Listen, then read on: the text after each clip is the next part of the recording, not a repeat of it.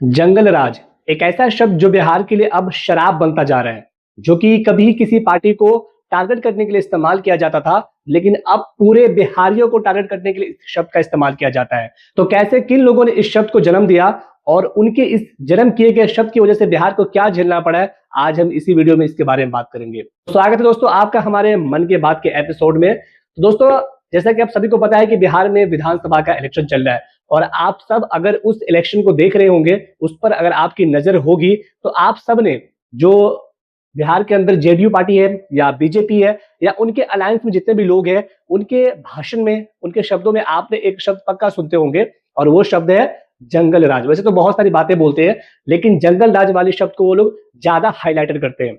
तो मैं अब खासकर तमाम देशवासियों से कह रहा हूं, लेकिन खासकर जो बिहार के जितने भी जनता है, मैं उनसे पूछना चाहता हूं, जब इस शब्द को पैदा किया गया है या इस शब्द को 10-15 साल में जो बोला जाता है, तो इससे बिहार की जनता को क्या फायदा हुआ है? कोई फायदा हुआ है?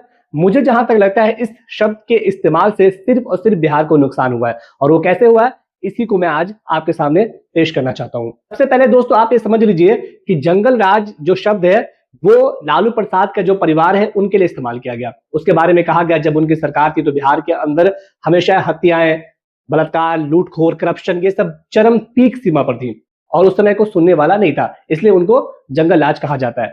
अब आपने कभी इस बात पर ध्यान दिया कि जिसको जंगल राज का सबसे बड़ा पिता माना जाता है, वो इंसान का परिवार आज बिहार के अंदर बहुत अच्छा फल फूल रहा है। उसके जो बेटे हैं आज बिहार के अंदर मंत्री है और बिहार के अंदर उनकी सबसे बड़ी पार्टी है जिसका नाम है आरजेडी। कुल मिलाकर आप इस बात को समझिए और सोचिए, जिस पार्टी के ऊपर इसका एलिगेशन लगाया जा रहा है वो तो अपना विकास कर रही है ना, लेकिन वहीं अगर आप देखोगे कि इस शब्द से सबसे ज्यादा नुकसान किसी का हो रहा है, तो वो बिहार वासी का हो रहा है, न कि लालू प्रसाद के परिवार को। जैसे कि मान लीजिए देश के हमारे प्रधानमंत्री जी हैं। अब आपको पता है हमारे प्रधानमंत्री जी महामानव जी है।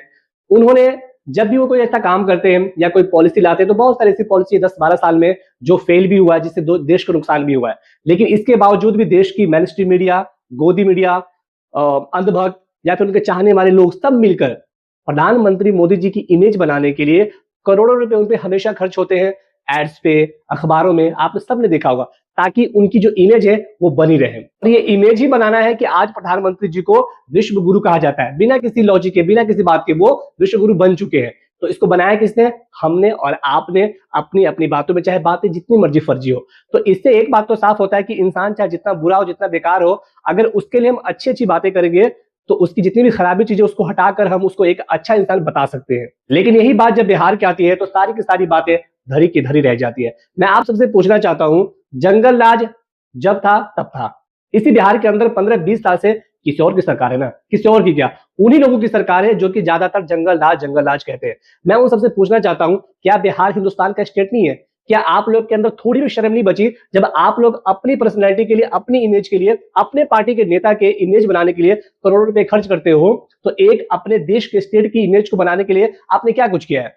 आज आप देख लीजिए, बिहार के बाजू में एक उत्तर प्रदेश है, वहां भी तो माफिया था। देश का सबसे बड़ा माफिया अगर कहीं भी था तो उत्तर प्रदेश के अंदर ही था। लेकिन योगी आदित्यनाथ की इमेज बनाने के लिए जब इन माफियाओं को खत्म करते हैं, तो आज उत्तर प्रदेश को ये नहीं कहा जाता कि माफिया राज, माफिया राज, माफिया नहीं, बल्कि आज ये कहा जाता है कि उत्तर प्रदेश एक अच्छा स्टेट बन गया है, वहां पर सब कुछ बहुत अच्छा सुरक्षित है, भले हो या ना हो। लेकिन बिहार के बारे में ऐसा नहीं कहा जाता, जबकि बिहार के अंदर भी बीजेपी वाले हैं। लेकिन फर्क यह है कि बिहार के अंदर बीजेपी का कोई मुख्यमंत्री नहीं है, वो बस अलायंस में रहते हैं। इसीलिए जानबूझकर दो गुजराती मिलकर बिहार के इमेज को पूरा धज्जियां उड़ा रहे हैं, क्योंकि वो ये चाहते हैं कि बिहार के नस-नस में ये समा दे कि जब तक बीजेपी का कोई नेता नहीं आएगा, बिहार अच्छा नहीं होने वाला है। और आप अगर एक बिहारी है तो इस बात को ध्यान से सुनिएगा और सोचिएगा कि क्या सच में 15-20 साल में इन लोगों ने बिहार के लिए कुछ अच्छा किया है? वैसे तो ये लोग अपने भाषण में, अपने कैंपेन में बहुत सारी बातें करते हैं। आपने देखा प्रधानमंत्री मोदी जी ने कहा था कि भाई हम शुगर मिल लगाएंगे, आके इसी चीज से चाय पीकर जाएंगे।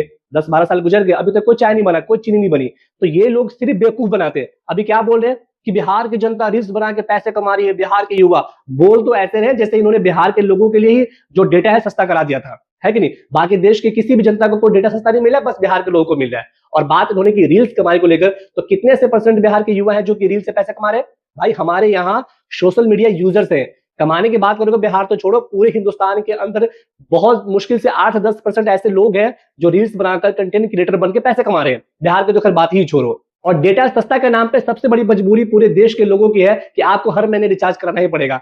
एक सिम जो कि फ्री में आया था, लेकिन आज वो आपसे 350-400 रुपए लेता है और आपको भरना पड़ता है, यानी कि आपका शोषण किया जा रहा है जबरदस्ती। और प्रधानमंत्री जी अपना पीठ थपथपाते ये बोलकर कि हमारी नीति की वजह से बिहार के लोगों को डाटा सस्ता मिल रहा है, और इसके बाद ये लोग रील्स बना के कंटेंट क्रिएटर बन के पैसे कमा रहे हैं। जहां बिहार के लोगों को फैक्ट्री, रोजगार, इन सब चीजों का वादा किया गया था, आज इनको लॉलीपॉप थमा दिया गया है कि भाई तुम लोग रील्स बनाओ, कंटेंट क्रिएटर बनो, पैसे कमाओ, क्योंकि हमने ये सब किया है, तुम्हारे लिए डाटा सस्ता करा दिया है। मैं बिहार की जनता को बहुत रिक्वेस्ट और हम्बल तरीके से एक बात कहना चाहता हूं कि बिहार को अगर अच्छा बनाना है तो वो बिहार को अच्छा सिर्फ और सिर्फ एक बिहारी बना सकता है, गुजरात से आए हुए लोग नहीं, हैदराबाद से आए हुए लोग नहीं, क्योंकि जो इस बिहार की मिट्टी से पैदा हुआ है ना और इस बिहार की मिट्टी में पला बड़ा है, वही इस बिहार की मिट्टी की दर्द, उसकी अपमान और उसके सम्मान के बारे में जान सकता है। लेकिन अफसोस की बात है कि जो लोग बीजेपी या जेडीयू को समर्थन करते हैं, उनको वोट करते हैं, मैं यहाँ पे ये नहीं कह रहा हूं कि आरजेडी को वोट करो, बल्कि मैं आपको ये कहना चाहता हूं कि जो लोग सत्ता में थे उनको तो ये चाहिए था कि पूरे देश में ये लोग माहौल बनाते कि बिहार को आज से कोई भी जंगल राज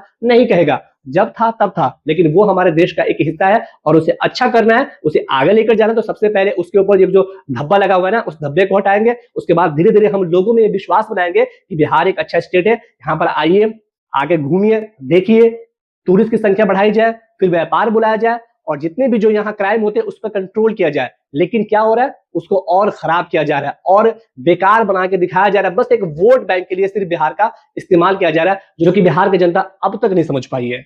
और अब मैं सुधार की बात करूं तो दोस्तों, मैंने जैसे पहले भी कहा, मैं ये नहीं कहता कि आप इस पार्टी को वोट करो, उस पार्टी को वोट करो। देखो, मैंने पहले ही बोला है कि बिहार को अगर अच्छा बनाना है तो सिर्फ और सिर्फ बिहार की जनता ही बना सकती है। और इसके लिए अगर आपको सच में स्टेप उठाना है तो सबसे पहले जब आप वोट करने जाते हो तो आप ये देखो कि मैं किसी भी पार्टी के सिंबल के नाम पर वोट नहीं करूंगा, और खासकर वो सीट, वो जगह जहां पर एक ही बंदा लगातार जीतता हुआ आ रहा है, उसके बाप दादा जीतते आ रहे थे, फिर उसका बच्चा जीत रहा है, फिर उसके बाद उसका बच्चा आकर जीत गया, यानी उन्होंने एक लेगेसी बना के रखी है। तो सबसे पहले इन लेगेसी वालों का मुंह तोड़ जवाब दो, इनको जानबूझकर हराओ, इनके दिल में एक डर, एक खौफ पैदा करो कि भाई यहां तुम्हारे बाप की जागीर नहीं है, ये जगह तुम्हारे बाप का नहीं है, ये सीट तुम्हारे बाप का नहीं है कि हमेशा तुम्हारा ही रहेगा, बल्कि ये सीट उसको मिलेगा जो हमारे बिहार के लिए काम करता है। तो बिहार वासियों को सोचना पड़ेगा कि सिंबल से हटकर उन लोगों का समर्थन करें, उन लोगों को वोट दे जो बिहार के लिए काम करेगा, जो बिहार का बेटा है, जो बिहार के बारे में सोचेगा। और मैं फिर कह रहा हूं कि इसकी शुरुआत ऐसे होगी, जितने भी लोग हैं जिन्होंने अपनी लेगेसी बना के रखी है कि हम कभी हारेंगे नहीं, पहले उनको मुंह तोड़ जवाब दो। और जब तक तुम ये मुंह तोड़ जवाब देना नहीं सीखोगे, मैं आपको वादे के साथ कहता हूं, आप जितना मर्जी चिल्ला लो, हॉस्पिटल खराब है, स्कूल खराब है, कॉलेज खराब है, सुरक्षा नहीं है, हत्या हो रही है, फलाना है, ठिमकाना है, तुम्हारा बाप भी आकर तुम्हें ठीक नहीं कर सकता। मैं तुम्हें कह रहा हूं, भले आपको बुरी लगे, लेकिन याद रखना एक बात, बातें कड़वी है पर सच्ची है। हमारे बिहार की स्थिति क्या है, जब कोई मीडिया वाला जाता है, मुंह में आपके मार्क डालता है, आप बोलते हो ये कमी है, वो कमी है, लेकिन वही लोग जब वोट करने जाते हैं ना, सिर्फ और सिर्फ धर्म के नाम पर वोट करते हैं, जाति के नाम पर वोट करते हैं। इनके दिमाग में कुछ समझ में नहीं आता, इनको यही लगता है कि भाई नीतीश कुमार नहीं है तो बिहार का क्या होगा, फलाना नहीं है तो बिहार का क्या क्या होगा। मतलब कि हमारी इतनी करोड़ की आबादी बिहार की है, उसमें कोई भी आपको काम का लायक इंसान नजर नहीं आता सिवाय यही 2-4 लोगों को गिन के। तो मैं ज्यादा नहीं बोलना चाहता, क्योंकि मुझे पता है कि अभी मेरी वीडियो उतनी ज्यादा लोगों तक नहीं पहुंच रही है, लेकिन हाँ, मैं आवाज उठाऊंगा, क्योंकि बिहार हमारा राज्य है, हमारे देश का एक राज्य है, और जब राज्य मजबूत होगा तभी देश मजबूत होगा। तो भले लोग देखे या लोगों तक ना पहुंचे, मुझे उससे मतलब नहीं है, लेकिन जो चीजें मेरी नजर में आई है, मुझे लगता है कि उसके खिलाफ आवाज उठानी चाहिए, तो मैं उठाऊंगा। और मैं एक रिक्वेस्ट करूंगा कि अगर आप बिहार से रहते हो, बिहार के वासी हो, अगर आप तक ये वीडियो पहुंचती है तो आप अपने आप से जरूर सवाल पूछना कि आप अपने बिहार के लिए क्या कर रहे हो। जय हिंद।